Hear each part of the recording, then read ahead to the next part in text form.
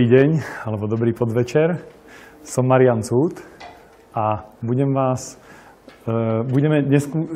budeme spolu mať workshop na tému Vytvor seba. Teraz ste mali zážitok. Pozeráte sa na jednu vec a vidíte dve rôzne veci. Od čoho to závisí? Od uhla pohľadu. Áno? To znamená, že pokiaľ budete poviazaní, ostanete v jaskyni, budete sa stále pozerať na tie tiene na stene, tak všetko, čo na tej stene budete vidieť, budete považovať za skutočnosť. To je skutočné. Takže bude skutočnosť toto, alebo je skutočnosť toto. Nie, skutočnosť je oveľa krajšia. Ja som ju vonku videl.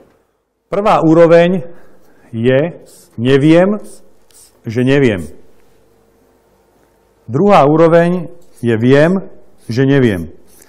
Budem to vysvetľovať na veľmi peknom príklade zaväzovanie šnúrok.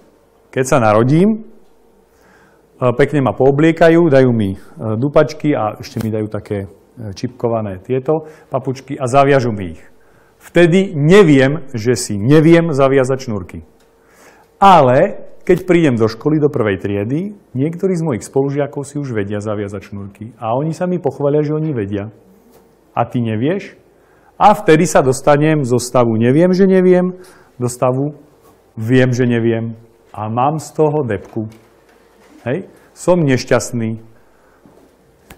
Hej? Svrkol som sa. Ty si nevieš zaviazať šnúrky? Ty si len také malé 0,0 nič. Si ani šnúrky nevieš zaviazať. A zmenšil som sa. Hej? To znamená, počas života sa krčíte a vystierate, závisí od vás ako.